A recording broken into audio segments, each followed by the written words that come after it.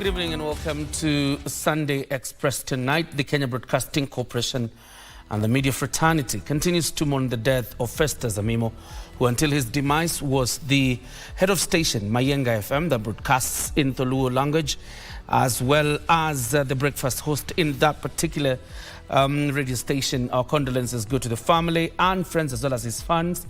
And we'll, of course, be updating our viewers regarding the preparations for his burial. But most importantly, again tonight, we talk about some of the statistics you had the other day, that about 125 Kenyans own more than 143 million of us do. And that speaks to the question of inequality. And tonight, we're speaking to Anthony Kamande, a research and policy advisor at Oxfam International. And we'll talk about the inequality gap. But here are the highlights for tonight.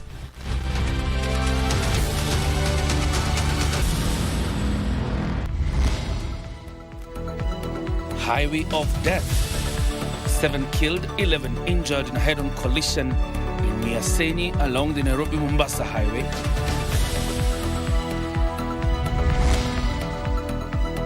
Until we meet again. Shocking. Following the death of head of KBC's Mayenga FM, Festus Amimo.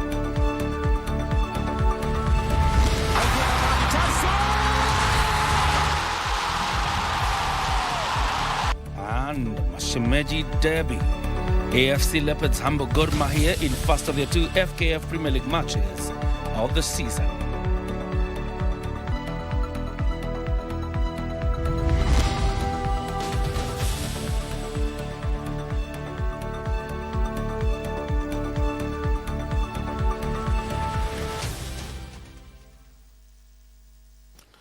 Welcome to this broadcast. My name is John Jacob Curia. Our sign language interpreter tonight is Lensa Odingo. We'll start off with some sad news, and 7 people have died in a horrific road accident along the Mombasa-Nairobi highway near the Miasenyi in Voi sub-county, Taita Taveta County. 11 others were rushed to the hospital with serious injuries. The scene at Miasenyi along the Mombasa-Nairobi highway in Voi sub-county, Taita Taveta County, was one of the chaos and devastation as mangled vehicles lay strewn across the tarmac, their metal frames twisted and shattered. Debris was scattered for meters along the highway, evidence of the sheer force of the collision between a lorry and PSV matatu headed in opposite directions. Witnesses huddled by the roadside while police officers cordoned off the area, directing traffic around the accident. Msimu kama huu, watu wengi sana wanachukua nafasi ya kusafiri, na watu wote wanaoelekea Mombasa kwa sherehe wanapita katika mji wa Voi. 7 victims died on the spot, while the injured were taken to the Moi Referral Hospital in Voi and other health facilities in the area. We received 11 casualties in our hospital. We had 7 fatalities. 4 of them were male and 3 were female, unidentified right now. They are in the morgue. In the ward, in the casualty, we have 7 referrals to Mombasa. We are referring them. Patients are stable currently. Some patients had multiple fractures.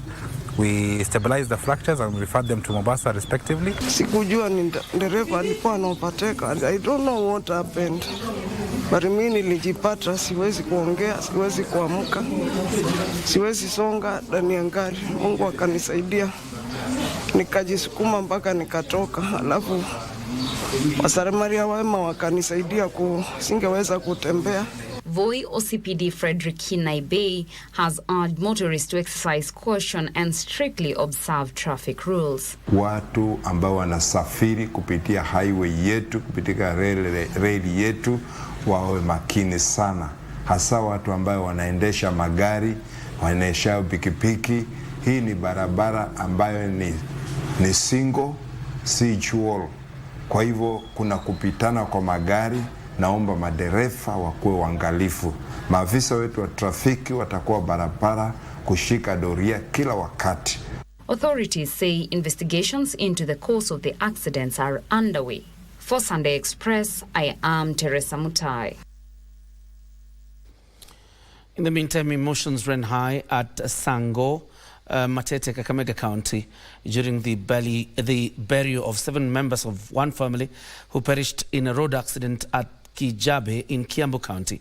The grieving family, led by Patriarch Heron Sivona, expressed their deep pain of losing so many loved ones at once. According to family spokesperson Zablon Wambani, one body is still being held at the mortuary due to a mix-up in identification, while another of a grandchild of Mzee Sivona was buried on Friday.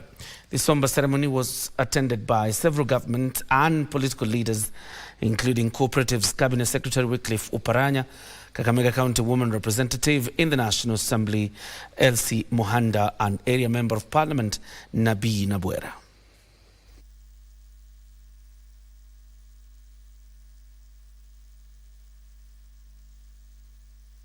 Kupoteza mjukuu, nimeona uchungu, kwa maana hata tulimuita jina ya Guku, tukamuita Kawaya, Vailin Kawaya. Sisi wote ni wapitaji, hakuna mwenye ataishi permanent kwa hii dunia, na siku ya watoto wetu ilikuwa imefika, tuwawachie waende walale salama. Mimi kwa wale iko msichana wangu na mjukuu wangu. Niliposikia hiyo habari nilisituka, nikileta rambirambi. Mzee Chibwana na familia mko hapa, yote tunawachia Mungu. Matanga hii ni huzuni kubwa katika hii community na katika kwa watu wa Kakamega. Hao watu wote kukufa safari moja.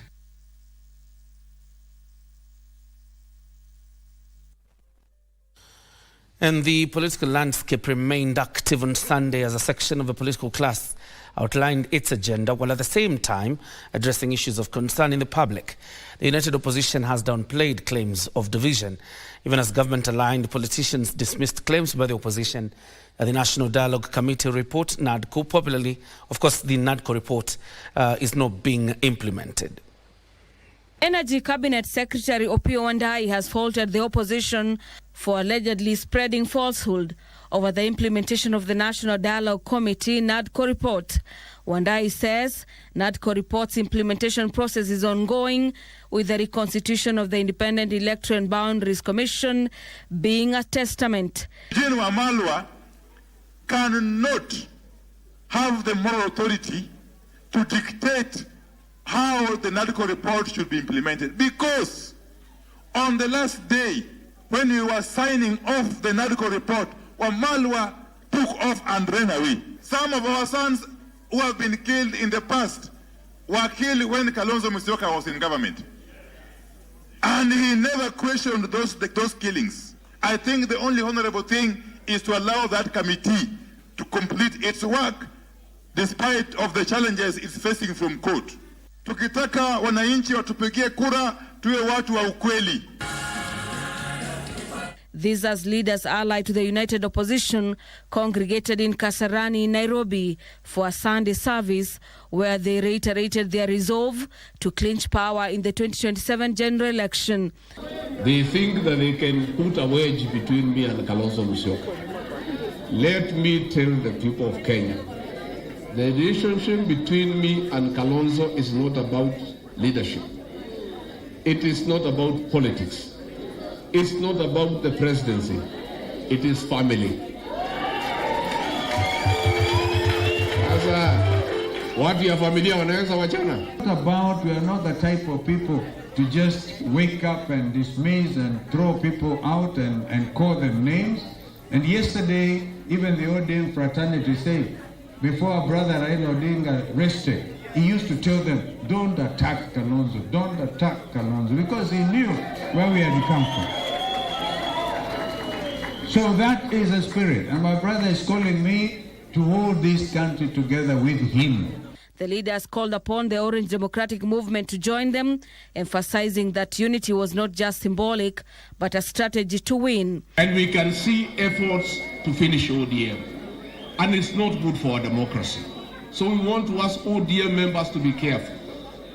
Wasitawanywe. The opposition also took a swipe at the government, faulting it for the ongoing sale of public companies. According to the opposition, these decisions risk undermining national assets and betraying public interests. We must liberate this country. Senor. Otherwise, the way things are going, all national institutions are being sold. Everything has gone haywire. Theft, left, right, and center. And that is why I want to assure the people of Kenya that we in the united opposition are clear in our mind that we shall stay as one. At the right time, we'll give you one candidate to face William Ruto. Meanwhile, Kiharu Member of Parliament Dindi Nyoro has called for transparency in the sale of Safaricom shares. Nyoro, who spoke in Murang'a County after attending a church service, warned that the country risks incurring heavy losses from the transaction. Let us not rush the sale of 15% stake in Safaricom. Let us give people a chance to compete. Let us open a competition of bids so that we can have many companies bidding to buy that stake of Safaricom, so that Kenyans can get full value for the stake we have in Safaricom. In the Rift Valley region, leaders allied to President William Ruto have challenged the Wiper Patriotic Front leader Kalonzo Musyoka to present a formal statement to the Directorate of Criminal Investigations DCI regarding his claims of the death of Chief Defence Forces Francis Ogola. At the same time, the leaders are warning that political rifts in the region could jeopardize President Ruto's 2027 re-election bid. Kuna watu ambao wanataka tu kuchochea kila mahali, kila mtu anaangalia mambo ya 2032, mambo ya nini, hadi 27 kuna watu wanatakiwa waende nyumbani na wengine wabaki. Nani alisema hivyo? To some very sad news on the Kenya Broadcasting Corporation and the media fraternity is tonight mourning the untimely death of Festus Amimo, who until his death was the head of Mayenga FM at KBC. Festus is reported to have collapsed and died early Sunday at a Nairobi hotel, and his body was taken to Nairobi funeral home before it was transferred to a private funeral home. Condolence messages have been pouring in, even as family and friends try to come to terms with the sudden death. Police have since launched investigations to ascertain the cause of his death. Shock and grief engulfed the family, friends and colleagues of the late Festus Amimo as they try to come to terms with his sudden death. He was in high spirits, he was fine, but then he collapsed and died. So we will seek to know exactly what happened to his body that caused the death. Family, friends and colleagues gathered at his home in Sosian Estate amid queries following his news he had collapsed and died. Central Sub-County Police Commander Philemon Nyakombo says they received the report that he had collapsed and died at a city hotel, and investigations are underway. It is still early stages. We have a lot to cover to identify someone as a suspect. We cannot say there is a suspect, but yes, there is a person assisting us with the investigation. Announcing his death, KBC Managing Director Agnes Kaleche described Amimo as a highly respected member of the KBC fraternity, known for his exceptional professionalism, steadfast commitment, and deep passion for his work. Leaders across the divide, led by Interior Principal Secretary Raymond Amolo, described him as a warm soul whose steady presence and true friendship, kindness and humility touch everyone around him. Deputy Chief of Staff in charge of Delivery and Government Efficiency, Eliud Owalo, in his condolence message, eulogized the late Amimo as a person who served with dedication and passion. Today we are mourning Festus Amimo of Mayenga Station, and he died suddenly. This is why, in my thinking, I believe as a country we can do better. Until his death, Amimo was the head of Mayenga FM, a Tholuo transmitting radio station where he hosted the breakfast show. He was also the chair of the Luo Journalist Association. His colleagues described him as the hardworking, dedicated breakfast presenter and a people person. Let me tell you, we are KBC is poorer without Amimo. Mayenga is poorer without Amimo. Radio is poorer without Amimo. Personally, I went to college together with him, then worked with him from KBC Kisumu, and then up to Nairobi. He was more than a brother to me. I'm very much affected, and I was one of the people who wrote that I can't believe it. Amimo is our icon, more so in Mayenga FM. He has brought Mayenga to another level in the corporation. So as a family, as a friend, I'm saying sorry a lot to KBC family for losing such kind of an icon. Siku zote katika maisha nilikuwa namuita generali. Generali kwa sababu siku zote Amimo ni mtu ambaye ukiwa na jambo analisuluhisha mkiwa naye pamoja na hawezi kukufurahia sana likienda katika kiwango kingine. Matatizo yakiwemo mnayamalizia pale pale. Halafu ni mtetezi, namuita mtetezi kwa sababu gani? Masuala mengi yakiwepo huwa tunayajadili na tunahakikisha kwamba kila mwananchi anapata haki yake ya maisha. He was one of the people I was relying on to just ensure that there is synergy within radio department. The late Amimo is survived by his spouse and 3 children. Tutaonana baadaye, usafiri salama, msalimu Maulana. Tutaonana baadaye. About an hour ago, the Cabinet Secretary for Digital Economy, of course, as well as communication, and that is the Honorable William Kabogo, sent a message, and he says, I've learned to the deep sadness of the passing of Festus Amimo, the head of KBC's Mayenga FM and chair of the Luo Journalists Association. Festus served with distinction, a journalist of integrity, empathy and dedication to telling stories that educated, informed and united communities. His professionalism and passion leave a legacy that will be remembered by colleagues and audiences alike. And on his behalf, he says, on behalf of the Ministry of Information, Communications and the Digital Economy, he extends heartfelt condolences to his family, the KBC fraternity, the Luo Journalists Association, and all who are mourning this great loss. Of course, that's a message from the Cabinet Secretary, Minister of Information, Communication and the Digital Economy, the Honorable William Kabogo, mourning Festus Amimo. And with the soul of Wodawasi, rest in eternal peace. We are taking a short breather. We'll be back with more news. Don't go too far.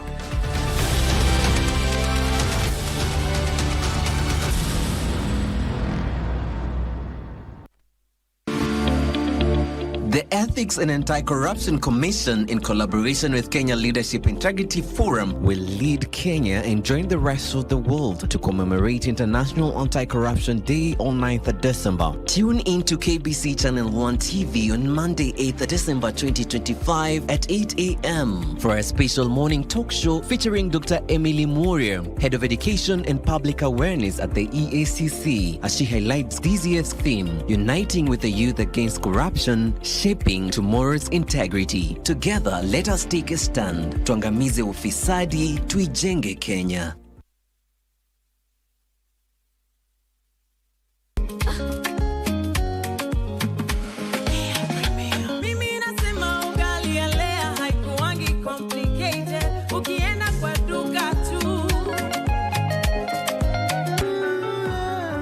I have been rude to Marcelo and I don't think he'll forgive me. I really hate that woman, Rafaela. But I found out that I couldn't do anything because she is the wife of a man who has placed all of his trust in me. For me, you're the most handsome man here in Puebla. What do you want from me?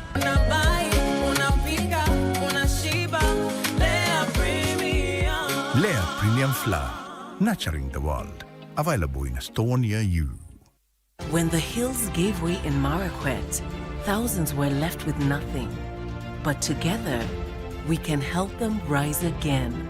Join KBC in the Restore Hope, Restore Earth campaign, Unity in Adversity. Together for Marquette. Donate through paybill number 522533, account number 8036543, or drop foodstuffs and supplies at Marquette County offices. Every shilling, every tree, Every act of kindness counts. KBC, bringing Kenyans together. Disemba imefika na Ingo FM inawasha burdan kwa nguvu tukisherekea miaka 13 ya kuwepo. Bungoma, mpo tayari?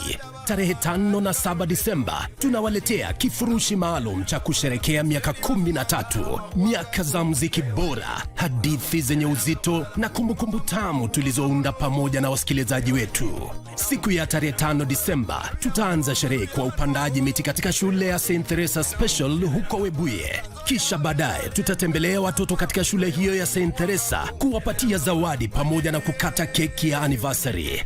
Jioni kutakuwa na burdan kubwa katika Olukulu Resort, yani Ingo Night kule Matulo Webuye. Kutakuwa na upete wa Musungu, Bungoma Band na wasanii mahiri kutoka Uluyani pamoja na watangazaji wako wa Ingo FM kwa burdan tosha na vibes kali. Tarehe 7 Disemba tutaendeleza shukrani zetu kupitia ibada ya kanisani katika Misiku PAG Church.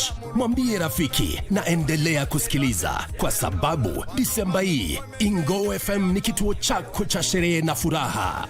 Ingo FM, miaka 13 ya burdan halisi.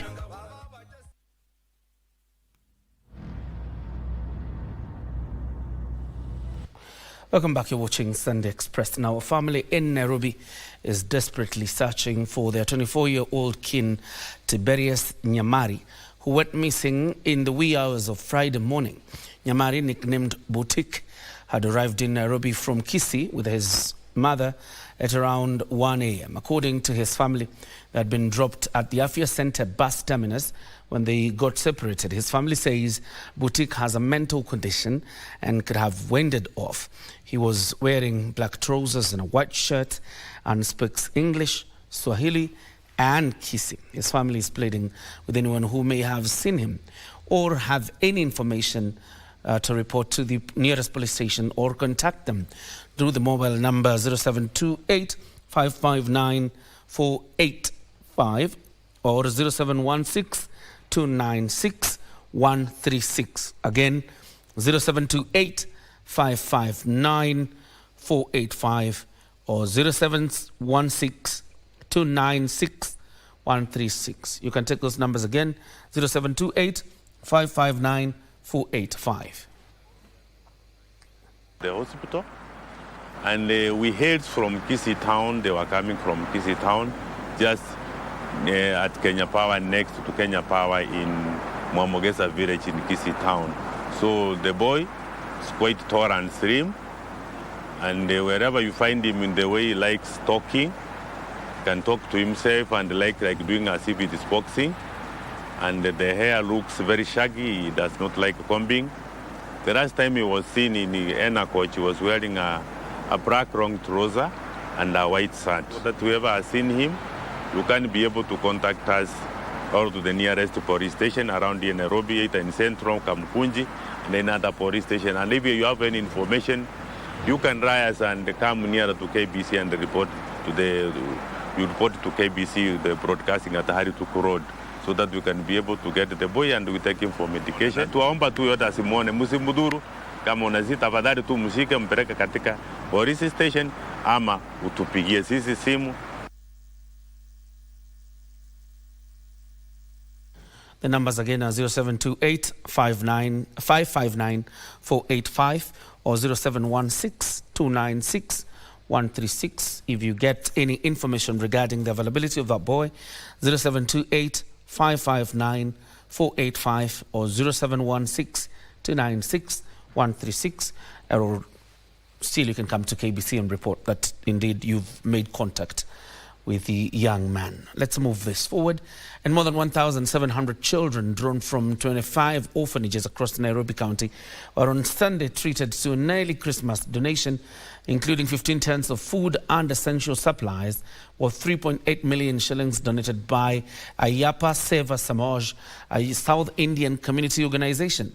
Speaking during the event held at Parklands in Nairobi, the group's chairman, Pravim Nair, urged more Kenyans to join hands in donating towards initiatives meant to support vulnerable children across the country. Current and former beneficiaries lauded the initiative for inculcating in them a spirit of sharing within their communities. The program, which was established in 2008, is supported by philanthropists and a section of corporate entities.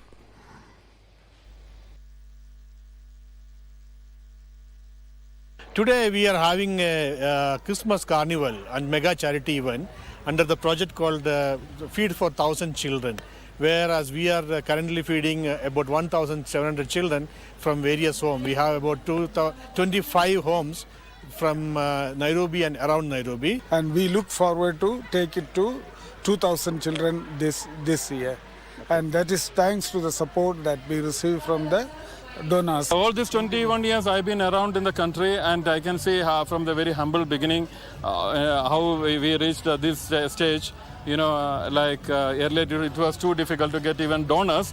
They saw us the way we were struggling with food, feeding us, the home. The founder was struggling to look for more funds, so they chip in, and until now they are continuing supporting the home. I want to say thank you for this food.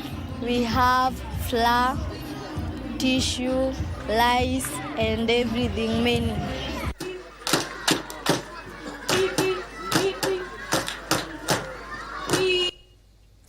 And now the national government says it will intensify spot checks of government projects and crack the whip on non-performing contractors. Deputy Chief of Staff in charge of delivery and government efficiency, Eliud Owalo, is warning contractors found to be duping taxpayers and not giving them value for their money will be blacklisted. Here are details in the counter briefs.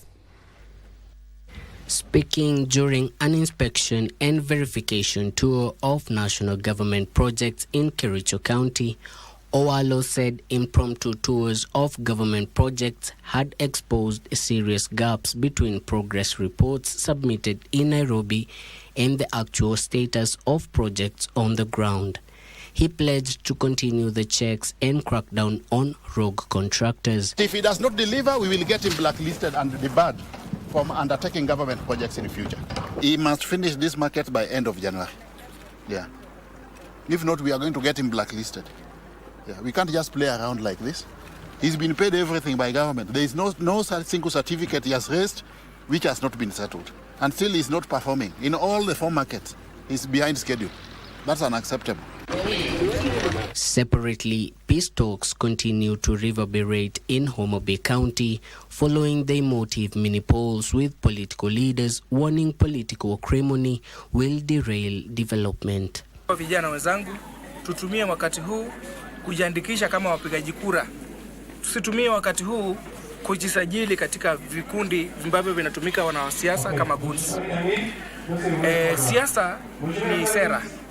Na wacha tushindane kwa sera, tusishindane kwa maviti, kupigana kama tumeshuhudia sehemu nyingi ambazo kulikuwa na by elections. Watu walipigana sana. But by the time I arrived, separately, calls for concerted efforts to fight gender-based violence took center stage at a church gala event in Muranga. Religious leaders were urged to work with the state to protect victims of gender-based violence. When a matter reaches to a point where it's beyond control, I suggest that the church should be the first, organization to be seen to fight and protect the rights of women. Hi, cousins. And in Machakos County, Governor Wavinya Ndeti has faulted the government for what she says is high taxes imposed on Kenyans, pushing families into poverty. She called on the government to reduce the cost of living. People are in trouble. We have had to go back and have our people restructure their loans so that they can have a space in their salary, and even have done some promotions because of all the taxes that our people are paying. Because of the taxes, we are being taxed a lot as a people. Nixon Garifo, Sunday Express. Celebrated Kenya Broadcasting Corporation radio presenter John Obongo Jr. has drawn the curtains to his illustrious career spanning over 48, that's about 45 years. John, also known as JOJ, and famous for the program Sundowner, one of the oldest shows on KBC English service that many generations of Kenyans have listened to, was joined by family, friends, former colleagues and fans as he celebrated his rich legacy in radio broadcasting, as Kasichana Masha now tells us. Easy listening, soothing sounds only on KBC Sundowner. Indeed, it was a special Sundowner for John Obongo Jr., the master of soothing classic music on the Sundowner program, a show that airs every day on KBC English service from 5 p.m. to 7 p.m. Fantastic song, isn't it? 18 after 6, Sundowner with John Obongo Jr., originally by Wam and his Uli Iglesias. On Saturday, December 6th, 2025, it was not the usual routine for John Obongo Jr. or JOJ, if you like, behind the mic, entertaining thousands of the Sundowner fans, but a meet and greet with his fans and a goodbye of sorts. A celebration of a rich career in radio spanning over 45 years. They call me Weekend Wicked Man, because I have a program I used to do called Sundowner. I used to present Saturday and Sundays. That's why I'm called Weekend Wicked Man, because of the kind of music I play. Unique sounds. The celebrated radio presenter began his career in the media space in the year 1979, citing inspiration from his father, John Obongo. You see, the names John Obongo Jr., they're not my names. Za wazee, mzee wangu. Mimi naitwa jina lingine, nikikwambia hapo utacheka. Siwezi. Utacheka mpaka mwishoni nikamwambia mzee, mimi jina zako nimezipenda sana bwana. Mimi ile kitu nitafanya nitaweka Junior mwisho. But what was the secret behind his longevity at the broadcasting house? The management, my supervisors, have never reported anything bad about me like others. Unajua kuna wengine wanapatikana wanafutwa sababu ya pombe, wanafutwa sababu ya mambo mengine. John did not forget to credit his fans, acknowledging their contribution in making Sundowner the longest-running show on KBC English service. We listen to BBC, listen to VOA, listen to KBC, then there was VOK. There was guys like Abdul Haq. He had the longest queue in town, by the way, that guy. And he's the one who taught me this. I can't forget the Lenny Mashegwas of today, Tom Kazungu Katana, Sena Choir. There are many. Ben Muredi. That's how, now I got to see how I be like them. Former colleagues and fans had nothing but admiration for John Obongo Jr., alias the Wicked Man.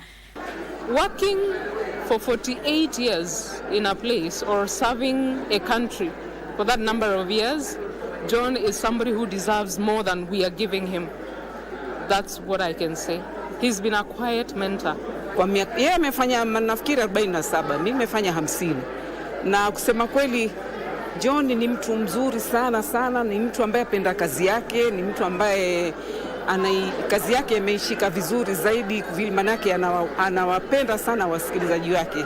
Ndio maana akawa yuko mpaka wakati huu. And with his illustrious career coming to an end, John Obongo Jr. had some words of wisdom for young journalists. This business of broadcasting, they've just gone in there because they're told that there's money. Guys are paid a lot. It is, of course.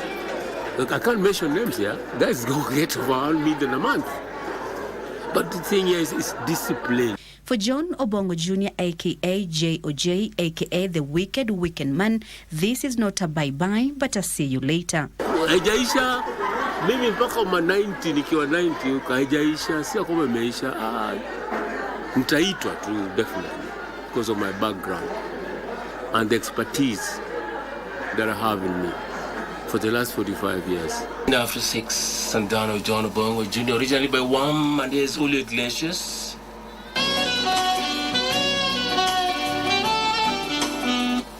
Easy listening, soothing sounds only on KBC Sun.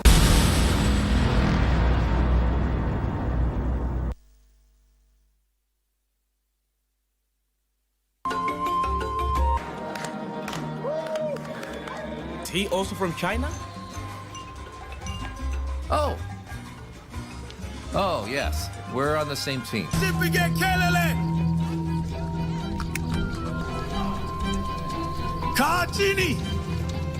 We're getting into the car and then he pulled us down. Yeah, that guy. It was you. We just had a small argument. We know what happened now. Leave the rest at the embassy. But you may need to pay it. Hii bagi ni ya nini? Tocho mate madaraka te lazima nikuwe nyumbani. Hii si madaraka, ni Jamhuri Day. You want the intestine oro? Ni nani waita sahi? Unajua Kifaransa? Najua kila kitu, hata akitaka kuongea mbolingo na chao. Hii ni chakula ina gani? Hata mtu akinipata mtu ambaye anaisimika kama mimi, anakula chakula kwa juala. Watu ungespected kama wewe wakulangi chakula ya mlango ya nyuma. Mimi nimekuja hapa kwa hoteli kula chakula. Uko na toraji. Angalia hizi ndevu zangu, kila mtu akipata nywele nyeupe ni alikuwa maumau. Ipo siku, hata sisi, yupo suwa sajaba is bad, very bad. But what does it have to do with me? Oh, la la la la la la la.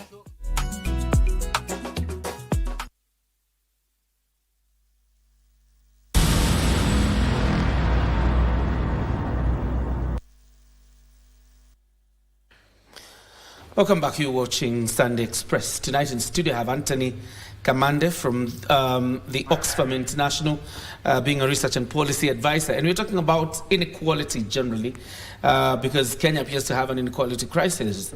And Anthony will expound further. But first of all, how severe is this inequality? First of all, welcome. You're very much welcome to studio. Yeah, thank you so much. How severe is this inequality, particularly in Kenya, as compared to other nations within this region or within the continent? Yeah, thanks for that. So the inequality crisis that we are facing as a country is actually very severe.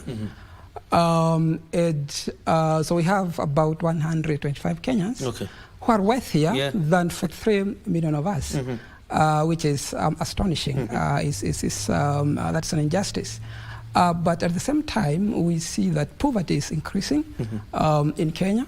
So over the past one decade, especially since 2015, 2014 term, so we have about that 7% of Kenyans falling more into poverty. We have a lot of Kenyans who are going to bed hungry, with hunger crisis having increased by about 71% again since 2015.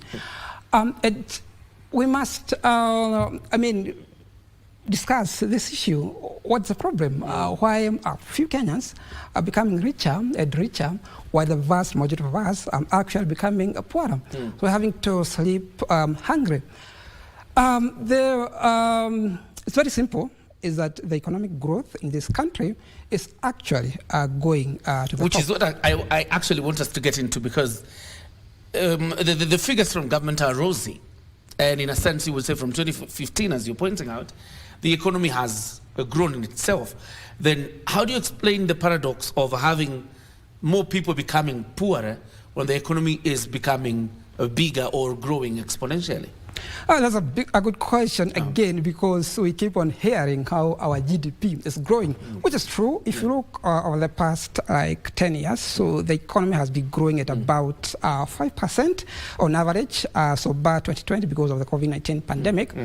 But Kenyans are becoming poorer, and this is because of the policies that we have set as a country. Look at our tax system. Our tax system is disproportionately affecting the low-paid workers, especially in the formal sector, as well as, poor Kenyans, because they have to spend, they have to buy food, and if whatever those goods and services that we are buying are being taxed, the burden, of course, shifts to those people who have less money. But if you look at the top there, for example, so you work here at KBC, and if the national broadcaster is paying you, say, 50,000 Kenya shillings per month, and I have my own company, and I happen to get 1 billion Kenya shillings, do you know that you are going to pay more in taxes as a share of your income compared to me? So you're being punished as a worker for having to wake up very early in the morning, going to work, working from 9 to 5. But there are very few Kenyans, they have been benefiting from the system that we have sent as a country. There's nothing wrong with them, but the system that we do have. Let's dive deeper here, because it's a very interesting theory that I am likely to pay more in terms of taxation, the person earning less compared to multi-billionaires or multi-millionaires. And of course, you can rope in the whole question of how we have 125 being more wealthier than the 45 million of us. But the big question is, you reference the system. Do you know, system is an amorphous thing. What is the system? Specifically, what kind of policy are you pointing to that this is responsible for what we are into? Yeah, by the system I mean in our government, the policies that our government as well as our parliament have been setting for the past couple of decades. It's a system that is meant to, for the wealth to flow from those who do not have to the top there. As I did mention about the tax system, which is unfairly taxing, workers as well as poor Kenyans. Then we have issues to do with public services. You are reading news each day, we hear the crisis that Kenyans are facing as far as health, as well as education are concerned. You'll be surprised that I started my primary education in the year 2003 when Mwai Kibaki became president. And then we were getting a capitation of about 1420, so that's 1,420 Kenya shillings, I think per year or per term. And surprisingly, that is the same amount of capitation that government has been sending to our primary school, which is actually equivalent to like 250 shillings back then. So it has fallen by more than 8%. Then, of course, we have the crisis in the healthcare system, which, of course, is impacting a majority of Kenyans, because we have to remember how unequal this system is. So the people who set policies in this country, they do not use public institutions. They don't go to public healthcare or public schools. They go into this expensive hospital as well as expensive schools. But the vast majority of us who do not have an option, you have to go to these public institutions to get the service that we need. But those services are not there because of underfunding, which is severe underfunding that we do have in our public institutions. That's true. Then thirdly, we have issues to do with our job market. 1 in 10 Kenyans currently, they are in the informal sector, which means that the pay is quite low. You can be fired at any time for any reason or for no reason at where. So the economy, yes, is growing, but it has not been able to generate quality jobs. So we keep on hearing each day, especially from our officials, that we have created like 8,000 or 800,000 jobs in a certain year, in a given year. But we never ask ourselves, where are these jobs? They are mostly in the informal sector, where the pay is like 10K, 8K, which means that Kenyans will live in this perpetual poverty because that 10K cannot be able to afford you, a good meal. Then you have to pay for kids, for your kids to go to school. You have issues to do with healthcare. And combined, all those three things, that is taxes, regressive taxes, and the funding of our public institutions, in particular healthcare, as well as education, as well as the informality in our job market, create this sort of economic gap that we are seeing. That yes, there's growth, but growth is at the top. There's quite a significant economic gap, but I want you to talk about wealth distribution. Particularly, this 12 that own more than the 45 are still within the country. It's not like they're outside the borders of this nation. They're within and owning the same money. What does it say about wealth distribution in this country? It says a lot. It says that back to the system, that the system that we have created is not distributing wealth. Its wealth is going to the top, those 125 Kenyans who have more wealth than 77% of Kenyans. And again, the big question is why. I have to keep on repeating this. It's about the system that we have created. These same individuals, the other one who set policies, there's no way as assuming that one of them, I'm quite far away from that, there's no way that I'm going to set a progressive tax system that's going to tax me more There's no way that I'm going to come up with a system that is, for example, going to tax me about 30 or that 5% of my income. I have to protect, my income. And these people are in control of our government. They might not be there as individuals, but of course they have, a lot of influence. And we can do better as a country. Other countries have come up with clear policies to reduce this economic gap. So if you look at Scandinavian country, like of Denmark, Sweden, they have actually a very low inequality. They have good life expectancy. They have like good education. The tax system is also, quite progressive, and we need to do exactly that because other countries are doing it. Why can't we? And in our report, we have like clear recommendations on how this one can be done. It's not rocket science. It's very simple. We'll get to what needs to be done. But at some point you mentioned about underfunding, and particularly in the education and health sectors, probably some of the most important sectors when it comes to a wholesome citizen. But I want you to talk to the subject of underfunding and how it worsens or fuels inequality. That's a good question. Again, the poor, the low-paid workers, they depend wholly on publicly funded social services. So whether it's education or whether it's healthcare. And when the government is not, spending sufficiently on these services, we are hitting them, or they are being hit the most. For example, if you look at our healthcare, we have been spending about 6% of our budget over the past couple of so many years. It has not changed. It's around 6% there, which means that we have like 94% of the remaining budget that we don't know, where it's going. What this means is that you have people who are meeting untimely death. You have orphans who should not be there in the first place. You have people who are facing like permanent illnesses because we have not been able to spend well on healthcare.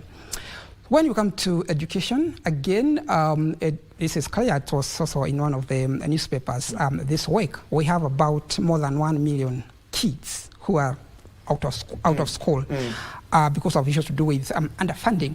And then again, there's this gap between kids who come from rich backgrounds compared to those who come from poor ones. For example, if you have a kid, on average, a kid from a poor family, they get 5 years fewer of schooling compared to a kid from rich family. So that's a huge gap.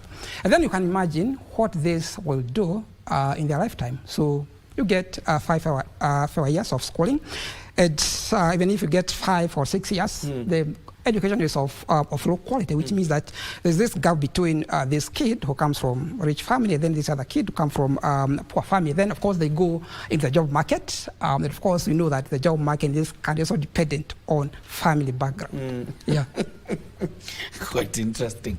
Let's talk about the structural reforms needed as part of your solutions in terms of cushioning, most importantly, these vulnerable groups.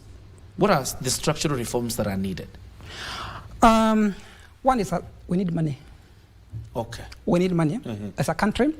And the government is saying that our taxes that we are collecting are not enough, which is true. But there's money in this country if the government is willing to tax the wealthiest people so that they can pay taxes as the rest of Kenyans are doing. So you'll be surprised that about 11,000 Kenyans who are like multi-dollar millionaires, if we were to tax them by at most 5%, we can collect enough money to fund the universal healthcare for more than 450 billion Kenya shillings, just from about 11,000 individuals. So we do have money. If, for example, we can come up with a progressive tax system that ensures that those who have more capacity to pay are paying their fair share of taxes. It's very simple. For example, so capital gain tax in this country is at about 15%. So the billionaires of this country are paying at most 15% of their income, but workers are having to pay up to that 5%. Ordinary Kenyans, we have, buying goods, we have like excise taxes, we have like VAT taxes. They are paying more compared to what they're getting. So if we were to get more money, we need to increase some of these progressive taxes because we cannot overburden Kenyans, ordinary Kenyans, with more taxes. Let me ask you a question before you get to the other solution. And it goes back to the first question that I asked you to tell us about, to describe the situation in Kenya and other countries in the region. Your proposal obviously is to hit the multi-billionaires, not to hit them really, it's just an increase of taxation. But you realize when you have neighbors, for example, who do not have such tax policies, you end up bleeding businesses from the Republic to other neighboring nations who are willing to welcome them with both hands. How do you ensure that this balances, to ensure that you remain with business and yet cushioning your poor? Yes, that's a good question because that's what we keep on hearing when we start talking about taxing the wealthiest, that you are going to kill business. That's not true. Studies have shown that investors, they're actually not interested with how much taxes that they're going to pay, but how much they're going to get from these investments. So that notion that this wealthy people are going to, to other countries is not there. There's no way that we are going to be like the Singapore. The president has been saying that he wants this country to become first-class country. There's no way that we are going to, match the likes of Singapore if our tax, revenue keeps on going down, and we have the capacity to tax the people who have the most capacity to do so. So, yeah, that's not true that anyone is going to, get out of this country because we are taxing them, 5%. What's 5% to a billionaire? That's too little. Okay, continue with the solutions, the structural reforms. So one is taxation, and then, of course, the other one is funding our public services. We need to ensure that money is actually going to where it's needed the most. We need to increase capitation. It's not cries from Kenyans that kids are being sent out of school to go and collect school fees. We have capitation which is going down, so we need to increase the capitation that's going to our schools. And especially now that we have this new curriculum, our report shows that we also need more teachers. About 176,000 more teachers are needed in our public institutions. Then we also have something to do with healthcare. We now have a new healthcare system, but if you look at it keenly, it's again overburdening the same person who is being overtaxed, as well as excluding the vast majority of Kenyans. We can learn from other countries like Germany. It took Germany more than 100 years to reach universal healthcare with this sort of health insurance premium that we are currently having in Kenya. Then you can imagine that in Kenya we have like almost 90% of workers are in the informal sector. When are we going to reach universal healthcare if we go on this road of just telling 4 million Kenyans that you must contribute to this healthcare system? So our healthcare system must be funded from taxpayer. So the money must come from the national treasury, not Kenyans paying taxes, then being taxed again. Isn't it the same thing? It's not the same thing. Because if the money comes from the national treasury doesn't have its own taxes. Yes, that's what I'm saying. We need a progressive tax system because we can't tax workers. It's about, back to the question of progressive taxes. It's a chicken and egg analysis. Yeah, there's no chicken and egg analysis here. It's going to where money is. We're talking about 5%, and we can get more than 40-50 billion Kenya shillings. That's a huge amount of money. Then, of course, moving away from money, because it's not just about money. It's also making sure that our public healthcare system or public education system is also strengthened to make sure that, especially in some of these those neglected areas in the informal sector and in the formal areas, some areas as well as in rural areas, because those are the areas that we have some of these big problems, as we have shown in our report, that in some of these poorest areas, there's no, spending is not reaching there as it should be. And then finally, we need to do something about the job market in this country. We have to do something. One way of doing that is making sure that we have a way, especially of absorbing the unemployed youth. This one easiest way. The government has actually tried to do this. The Kazi Mutani now is it's called like climate work or something of the sort, because this can absorb thousands of Kenyans, but it needs to go to counties as well. We are seeing it at the national levels. Counties should be able to come up with their own Kazi kwa county, so that we can be able to absorb some of these youth. Right. And also our education system, it has to match on what employers what the skills and exactly. Okay, and the training. All right. Thank you very much for joining us tonight. Thank you. Anthony, it's been quite a rich conversation. I hope to have you, of course, next time also to elaborate further and probably even see some of the interventions that are needed beyond the issues of money. And particularly if there are policies that can be reviewed in the coming year, it would be a very interesting conversation. But thank you very much for your time. Time for us now to switch to sport. We're taking a short breather. We'll be back shortly.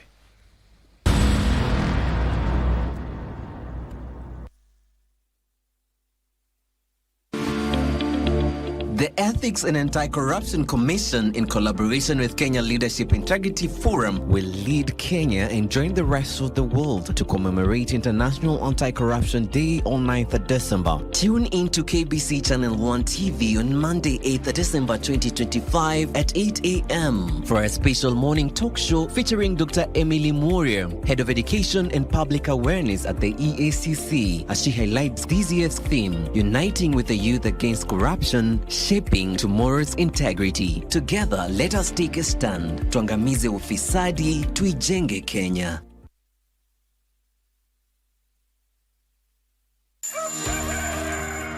Good morning. Good morning. Good morning, Kenya. Wake up with Good Morning Kenya, the morning show that's got it all. We dive deep into issues shaping our country. Youth are a voice of a nation. What is the next step for the young people? Unpacking political landscape from Monday to Wednesday. We discuss family matters. It is very important to guard your relationship. And for your health. Someone doesn't wake up and they become an addict. It's in stages. We've got you covered each and every Tuesday at 9 a.m. Every Wednesday, it's all about The Viewpoint. A day in politics is like 1,000 years. Unpacking the biggest stories of the week, getting you insights and getting you ready for your day. And the package is not yet done. I get to fix your Thursday with some entertainment. Entertainment Thursday, it is. Good morning, Kenya. We shape your day. Good morning, Kenya. Every weekday morning on KBC Channel 1.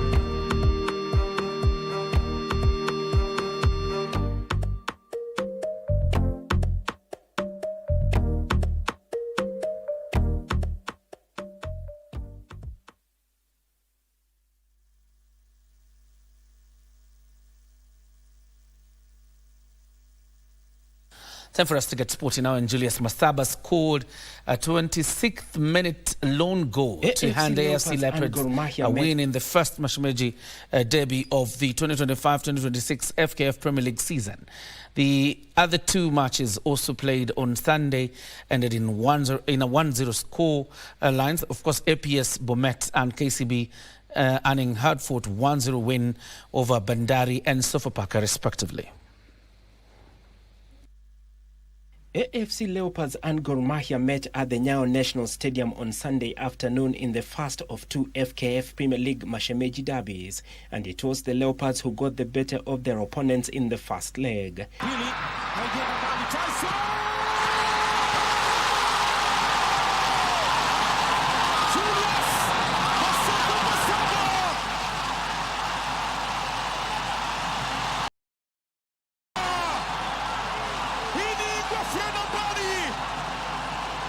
Asali na maziwa. Asali na maziwa milele.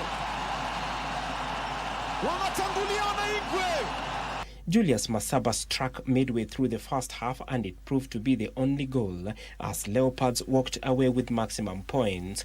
It was only the fourth win for Leopards in the Premier League this season, but moved them 3 points within touching distance of leaders and defending champions Kenya Police. For Kogalo, it was a painful loss, a third of the season, as it denied the former champions a chance to move back to the summit of the table in their pursuit to reclaim the title at the end of the season. Kogalo now remain 1 point behind Kenya Police, who lead with 20 points, while AFC Leopards have moved up to 6th on the table with 17 points. Niliangalia vile timu iko, nikaangalia game leo nitaka wazoefu. Watu wanasikia nilifiliwa kina Masaba, akina Kinyash, Tai, yote ilikuwa tu uzoefu ya game. Na nikasema juu niko na historia sijafungwa na Gor Mahia, itabidi pia tena nitafuta wachezaji wanaweza nisaidia pia nisifungwe. Sasa unaona, na nilikuwa nimeambia mimi sijafungwa, nimedraw zote. Sasa tunatafuta ni ushindi. The opponent were aggressive than us. They won majority of the second balls. They were determined. There was, you can see, an urgency of the way they played, and this is what we told our guys. Games like that comes with a lot of commitment, and we were not too committed enough, to play. We didn't fight enough to win this game. The other two matches also played on Sunday ended in 1-0 wins. APS Bomet and a hard-fought 1-0 win over Bandari FC, while KCB also replicated that scoreline against a resolute Sofapaka FC. Kenya's Jocelyn Jepkosgei set a world lead of 2 hours, 14 minutes and 0 seconds to win the women's race during the Valencia Marathon held in Spain. Another Kenyan, John Korir, also won the men's race. Jocelyn, aged 31-year-old, improved the course record by almost a minute and finished 43 seconds ahead over her compatriot Perez Jepchirchir, who finished second. That is 2 hours, 14 minutes and 43 seconds. Chloe Ribel of Belgium was placed third in the men's race, and Kenya's John Korir claimed a dominant win in 2 hours, 2 minutes and 24 seconds, improving his previous record, of course, by 20 seconds. Germany's world silver medalist Amimo Patros finished second in 2 hours, 4 minutes and 3 seconds, while Awet Kibrab of Norway took a surprise third place in a national record of 2 hours, 4 minutes and 24 seconds.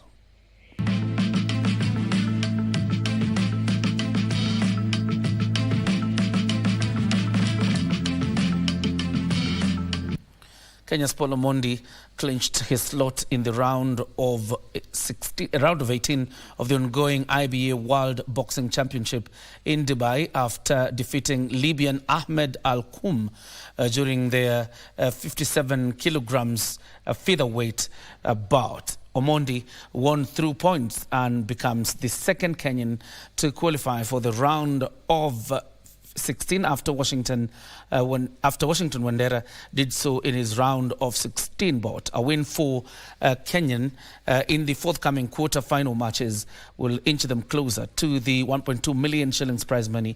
Kenya has fielded a total of 13 boxers in the annual men's elite amateur competition that has also drawn participants from the globe. Almost looking up at the stars here in the early evening sky.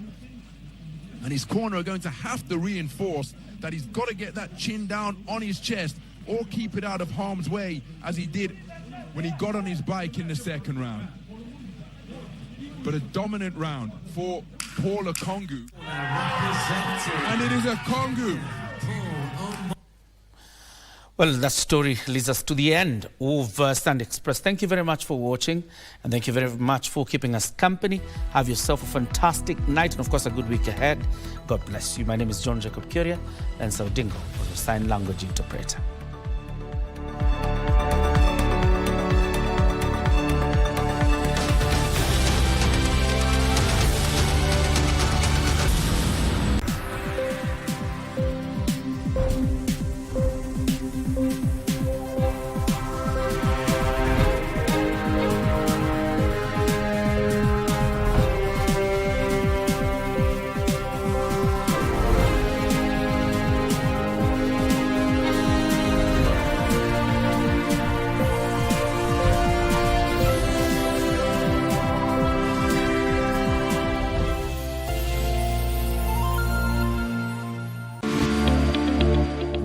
Ethics and Anti-Corruption Commission, in collaboration with Kenya Leadership Integrity Forum, will lead Kenya and join the rest of the world to commemorate International Anti-Corruption Day on 9th December. Tune in to KBC Channel 1 TV on Monday, 8th December 2025 at 8 a.m. for a special morning talk show featuring Dr. Emily Moria, Head of Education and Public Awareness at the EACC, as she highlights this year's theme, Uniting with the Youth Against Corruption, Shaping Tomorrow's Integrity. Together, let us take a stand. Tuangamize ufisadi, tuijenge Kenya.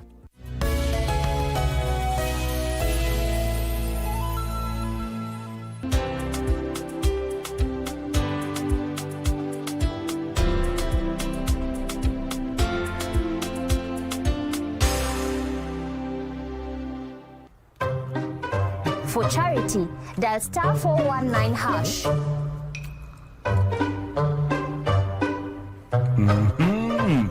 Nakuona.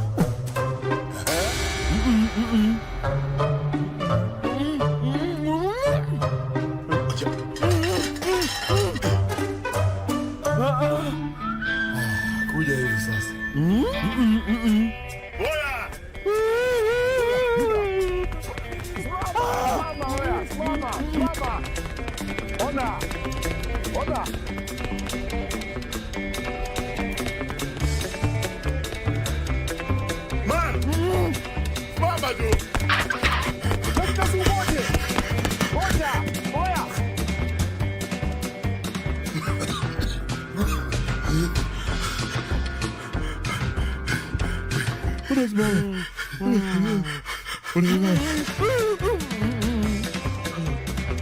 Buddha.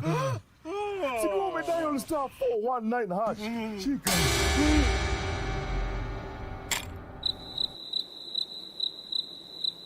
Yani hujui kwa option 3 kuna Pro Box. Pro Box. Usisahau kwa *419 hash option 3 iko Pro Box ya bahati. Na ikikuangukia ufunguo utakufikia mahali popote ulipo.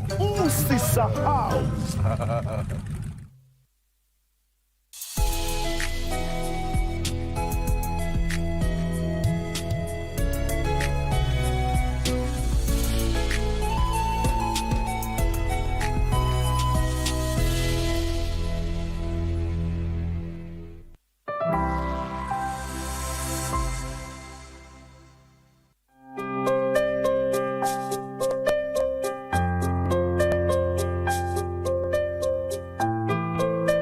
Shida ya hiyo mtoto mgonjwa, masikio alianza kufura, huyo mama yake ana pili atasaidia. Ningekuomba ndugu, tuweze kusimama na familia hii. Moja amechomeka mkono na kifua kinashikana, na huyu mwingine ana tumor upande wake wa sikio.